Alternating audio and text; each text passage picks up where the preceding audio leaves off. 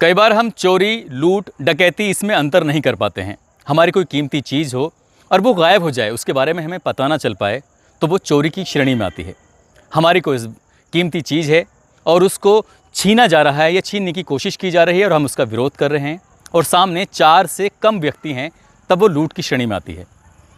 और ऐसे ही कोई हमारी कीमती वस्तु है, कोई कीमती चीज़ है और वो छीनी जा रही है या ज़बरदस्ती इसको कब्ज़ा करने की कोशिश की जा रही है और हम उसको रोकने की कोशिश करते हैं और सामने 4 व्यक्तियों से ज़्यादा लोग शामिल हैं, भले ही चाहे उनके पास हथियार हैं या नहीं हैं, तब वो डकैती की श्रेणी में आती है। आज की जो सच्ची घटना मैं आपको सुनाने जा रहा हूँ, इस सच्ची घटना में ये आकलन ही नहीं हो पाता कि ये चोरी है, लूट है या डकैती है। और सबसे बड़ी बात ये होती है कि इस घटना को अंजाम देने वाला जो व्यक्ति होता है, उस व्यक्ति को तलाशने के लिए लगभग 35 साल से पुलिस उसके पीछे पड़ी है। कौन है, कहाँ से आया था, क्या चेहरा है उसका, क्या हुलिया है, आज तक भी पता नहीं चल पाता है। और इससे भी बड़ी हैरानी की बात यह होती है कि सीबीआई के लगभग 400 ऑफिसर रडार पर आ जाते हैं। लोग ये समझ रहे थे, ऑफिसर लोग ये समझ रहे थे कि इस घटना को अंजाम देने वाला कोई और नहीं बल्कि सीबीआई के ही ऑफिसर होते हैं। आज भी ये घटना इतिहास के पन्नों में दफन होकर रहने वाली है, क्योंकि उस शातिर व्यक्ति का आज तक पता ही नहीं चल पाया है कि किसने इस घटना को अंजाम दिया था। आपने इस पर बनी हुई फिल्में भी देखी होंगी। फिल्मों में इस सब्जेक्ट को बड़ा ही तोड़ मरोड़ कर पेश किया गया है, लेकिन असली कहानी क्या है, आज हम आपको इसकी असली कहानी बताने जा रहे हैं। आदाब, नमस्कार, सत श्री अकाल। मैं उस्मान सैफ़ी। आज की जो सच्ची घटना मैं आपको सुनाने जा रहा हूँ, ये सच्ची घटना है महाराष्ट्र प्रदेश का एक शहर है, उसकी राजधानी है मुंबई। और मुंबई का एक इलाका लगता है ओपेरा हाउस। दरअसल यहाँ पर एक बहुत ही मशहूर ज्वेलर्स की शॉप है जिसका नाम है Tribhuvan Das Bhimji Zaveri and sons jewellers, जो कि मुंबई का यानी कि उस दौर में, जिस दौर की ये घटना है, तब इसे बॉम्बे कहते थे, बम्बई कहते थे। तो उस दौरान ये दौर की ये सबसे बड़ी ज्वेलर्स की शॉप हुआ करती थी। और शायद ही मुंबई का कोई व्यक्ति हो और इस ज्वेलर्स की शॉप के बारे में नहीं जानता हो, ऐसा हो ही नहीं सकता। बात कर रहा हूँ 19 मार्च 1987 की। शाम के लगभग 3:30 बजे के आसपास का वक्त रहा होगा। इस ज्वेलरी शॉप के मालिक प्रदीप जावेरी वो क्राइम ब्रांच मुंबई को फ़ोन करते हैं और कहते हैं कि साहब, हमारे यहाँ पर अभी हाल ही में सीबीआई की रेड पड़ी थी और यहाँ से वो लगभग 25 से 30 लाख रुपए कैश और इसी के साथ साथ लगभग 2.25 करोड़ रुपए के आसपास की ज्वेलरी लेके चले गए। लेकिन किसी भी सामान की जो सूची होती है, लिस्ट होती है, उसको दिया ही नहीं है और यहाँ पर रेड पड़ जाती है। हमें बड़ा फिक्र हो रही है, आखिरकार माजरा क्या है, ज़रा बताने की कोशिश करेंगे। जैसे ही क्राइम ब्रांच को ये पता चलता है, crime branch local police station पर फ़ोन करते हैं। लोकल पुलिस स्टेशन और क्राइम ब्रांच के जो ऑफिसर होते हैं, अरविंद इनामदार, वो अपनी टीम के साथ मौके पर पहुंच जाते हैं और यहाँ आने के बाद जब बातचीत करने की कोशिश करते हैं तो प्रदीप जावेरी जी होते हैं जिसके मालिक, उनसे बातचीत कर रहे हैं तो वो कहते हैं कि 2:15 के आसपास का वक्त रहा होगा। एक ऑफिसर सबसे पहले अंदर आता है और अंदर आने के बाद उसके पीछे पीछे 2-4 और ऑफिसर आते हैं और साथ ही उनकी बहुत बड़ी टीम होती है, वो बाहर खड़ी हो जाती है। वो कहते हैं कि हम सीबीआई से आए हैं और रेड मारनी है। हमें यहाँ की बहुत सारी शिकायतें मिली थी। जिस तरह से वो बातें कर रहा था, वो वाकई एक लग रहा था कि बहुत ही बड़ा ऑफिसर है। साथ ही उन सब के पास आई कार्ड भी होते हैं और वही सीबीआई के आई कार्ड होते हैं। यहाँ से कोई फ़ोन ना कर पाए, फ़ोन को अपने कब्ज़े में ले लेते हैं। साथ ही जो सुरक्षा गार्ड होता है उसको कब्ज़े में लेते हैं और यहाँ के जो मालिक है उसके पास एक रिवॉल्वर भी थी, उसको भी कब्ज़े में ले लिया गया।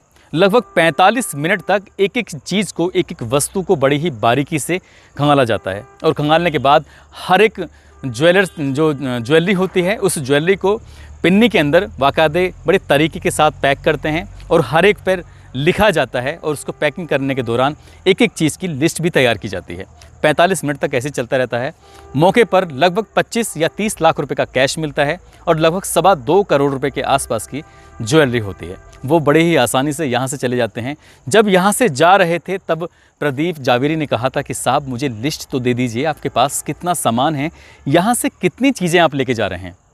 जब बात लिस्ट की आती है, वो ऑफिसर आंखों ही आंखों में उसको देखने लगता है, घूरने लगता है और जैसे ही घूरता है तभी उस शॉप का मालिक अपनी आंखें झुकाकर खड़ा हो जाता है और बोल ही नहीं पाता, क्योंकि उस व्यक्ति का, उस ऑफिसर का काम करने का जो तरीका था वो बड़ा ही नायाब तरीका होता है। अब यहाँ तक तो ठीक था। यहाँ से अब ऑफिसर लोग यहाँ जांच पड़ताल करते हैं। जांच पड़ताल करने के बाद जैसे ही बाहर निकलते हैं तो सामने एकदम नज़र पड़ती है और नज़र पड़ती है तो कुछ दूरी पर लगभग 26 लोग खड़े हुए हैं। वही उनमें से 26 लोगों में से कई लोग ऐसे थे जो कि इस ज्वेलरी शॉप के अंदर जब रेड पड़ रही थी तब भी वो मौके पे ही मौजूद थे। यानी कि अब ऑफिसर को लगता है कि वाकई ये जो अभी घटना हुई है, इस घटना के बारे में अभी इन लोगों से पता चल ही जाएगा। और ये दुकान के जो मालिक होते हैं ये भी यही कहते हैं कि हाँ, इनमें से कुछ लोग शामिल थे। तुरंत ही ऑफिसर भाग के जाते हैं उन 26 लोगों के पास और 26 लोगों से जाके बातचीत करने की कोशिश कर रहे हैं। उनसे पूछा जाता है कि आखिरकार क्या माजरा है। जो बातें वो बताते हैं वाकई वो भारत का इतिहास बन जाती है, इंडिया का इतिहास बन जाती है, उस पर फिल्में बन जाती हैं।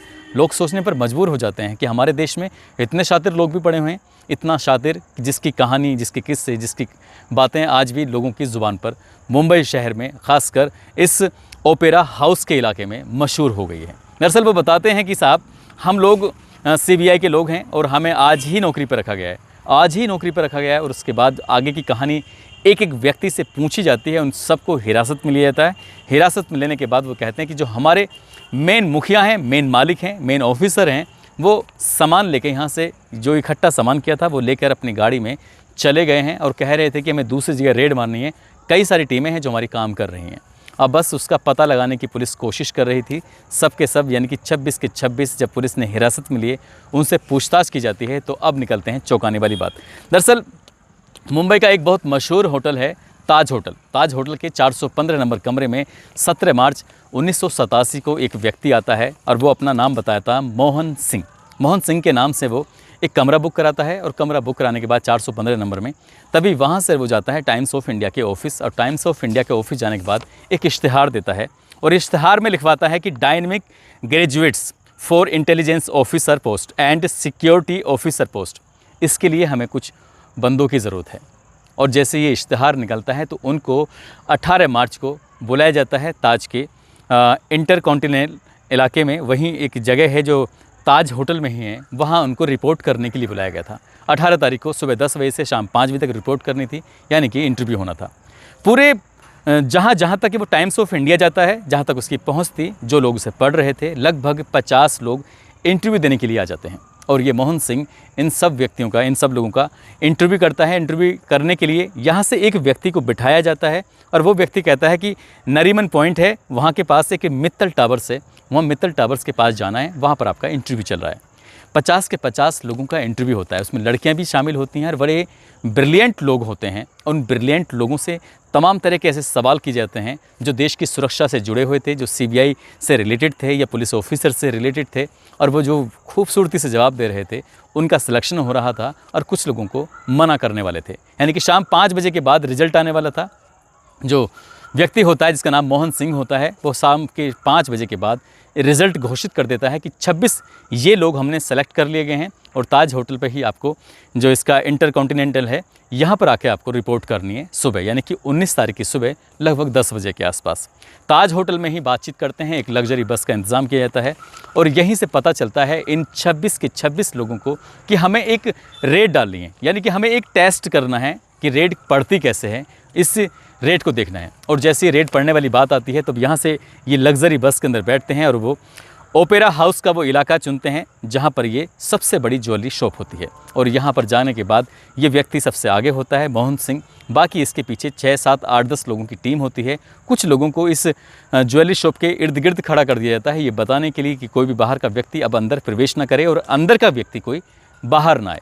अंदर जाने के बाद ये पहले से ही तय कर दिया गया था कि जब बस ताज होटल से निकल रही थी, चल रही थी, तभी उन्हें रास्ते में समझाया जा रहा था कि किस तरह से बात करनी है, ज़्यादा नहीं बोलना है, कम बोलना है। उनके पास पहले से ही रातों रात उनके लिए आई कार्ड दे दी गए, उनके फ़ोटोग्राफ्स, और ये जो रिज्यूम मंगाया गया था उसी में ही एक फ़ोटोग्राफ्स एक्स्ट्रा था जिसकी वजह से उनका आई कार्ड बनाया गया।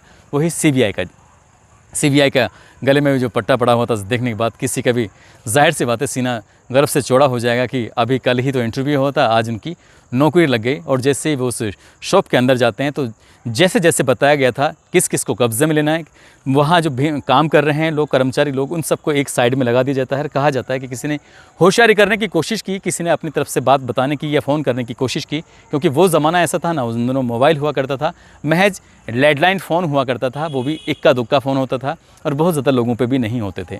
हथियार ज़रूर होते थे, लेकिन हथियारों के साथ जो भी व्यक्ति थे उनको ऐसी जगह खड़ा कर दिया गया जिससे कि वो कोई हरकत ना कर सकें। और ज्वेलरी शॉप के अंदर एक एक कीमती से कीमती चीज़ों को इकट्ठा करके उनको एक बड़े से बैग में रखते रहे। लगभग 2.25 करोड़ रुपए के आसपास की ज्वेलरी और 25 से 30 लाख रुपए का कैश लेकर यहाँ से ये टीम चलने लगती है। और जैसे ही जाने लगते हैं तभी प्रदीप जावेरी कहता है कि साहब इसकी सूची तो दे दो कि मेरा जो कितना सामान है आप लेके जा रहे हैं। तभी वो कहता है कि आप चुप रहिए, आपको मिल जाएगा, आप ज़्यादा बात कर रहे हैं, ज़्यादा बोल रहे हैं। तो जिस अंदाज़ में, जिस तरीके से वो बात कर रहा था, इस तरह से सीबीआई के ऑफिसर ही बात कर सकते हैं, लेकिन वो नहीं जानता था कि ये नकली है, ये फेक है। और यहाँ से वो चल पड़ते हैं सीधा ही। 26 के 26 लोग एक जगह इकट्ठे होते हैं जहाँ पर बस खड़ी हुई थी। उनसे कहा जाता है कि तुम यहाँ वेट करो। ये सामान लेके सीधा वो बस में बैठता है। बस जाती है सीधा ताज होटल, वहाँ से अपने 415 नंबर कमरे में जाता है, सारा सामान इकट्ठा करता है, बस वाले को फ्री कर देता है, उसके जो पैसे थे उसको पैसे देता है, होटल का जो चेकआउट करके उसके भी पैसे देता है। यहाँ से वो एक टैक्सी पकड़ता है और टैक्सी पकड़ने के बाद सीधा यहाँ से निकलता है। एक आगे कुछ एक इलाका होता है, वहाँ जाने इसका इलाके का जो नाम होता है वो बिले पार्ले होता है। बिले पार्ले में जाता है अपनी उस टैक्सी से, और टैक्सी वहाँ से पकड़ता है एक ऑटो, और ऑटो लेकर फिर वो कहाँ जाता है उसका कहीं पता ही नहीं चल पाता।